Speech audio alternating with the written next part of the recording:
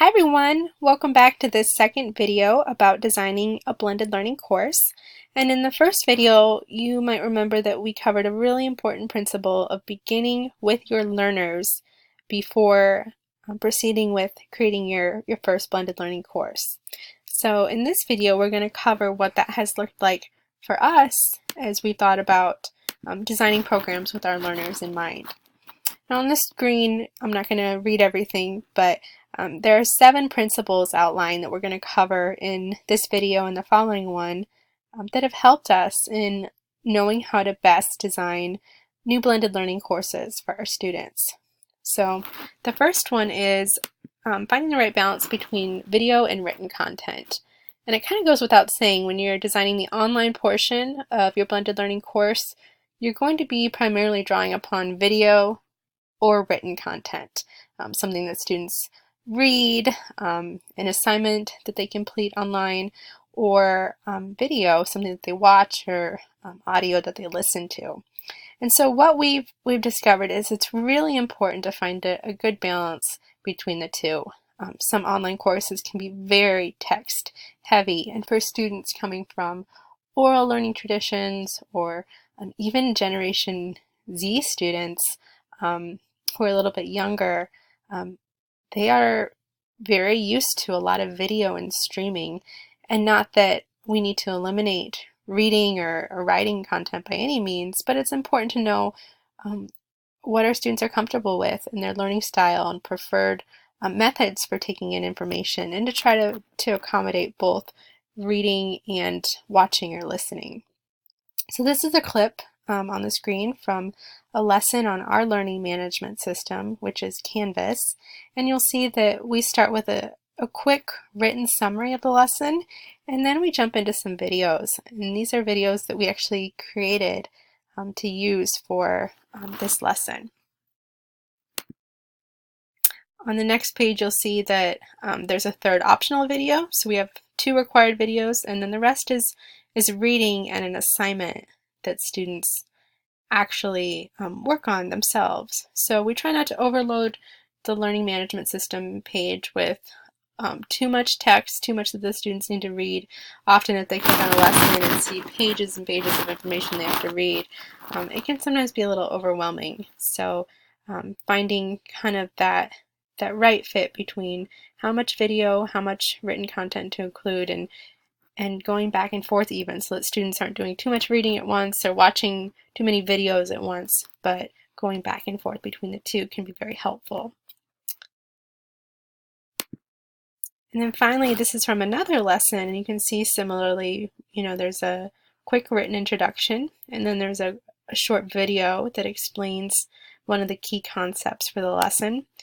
And then the rest is some written content, some links that they can click on to learn more, and then some videos that they watch at the end to understand the content better. So we try to include a variety of content that students can draw upon for the lesson.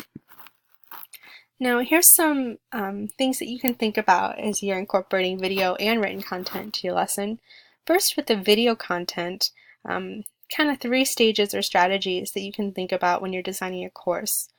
Of course, there are many other videos from different free online courses or materials that are out there, and it's very easy if they have the proper license and it's legal to do so, that you can just link to some of those videos and direct students to click on this website or go to this course and watch this video from the lessons. It's such a gift to be able to kind of take pieces from here and there across the internet and combine them for the course and the learning goals that you want to communicate.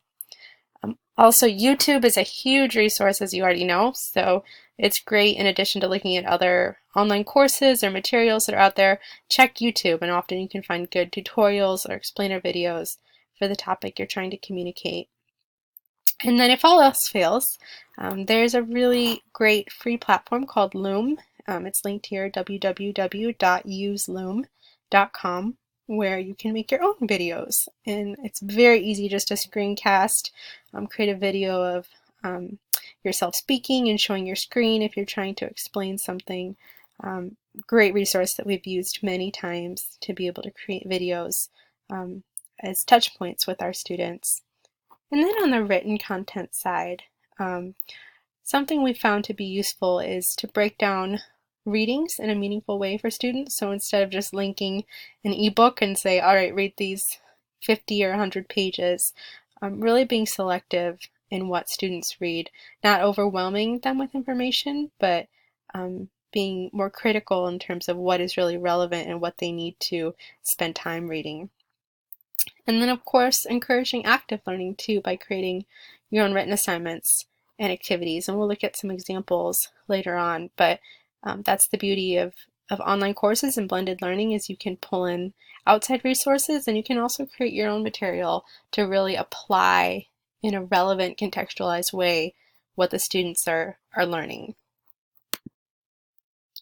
So I did mention creating your own assignments for more active learning, and this is just an example from one of our courses on website design, and you'll see that we include material where students have to do a little bit of reading, but then they also have to actively look for answers to these questions. So initially we had these questions on the learning management system and students just read through them and that was that. But now the assignment exists so that students actually have to find examples or come up with their own examples rather to answer these questions and really apply it to their own idea or business concept, whatever it may be. And so it's just one more way to draw students in from, you know, here's a video that's out there to explain something general, here's a reading that's out there that doesn't really directly apply to your business or idea or context, and then using assignments, activities, and questions to then draw them in and help them apply what they're learning.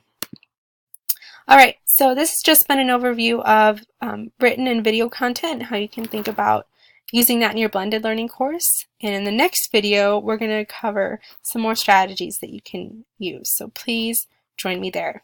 Thanks so much.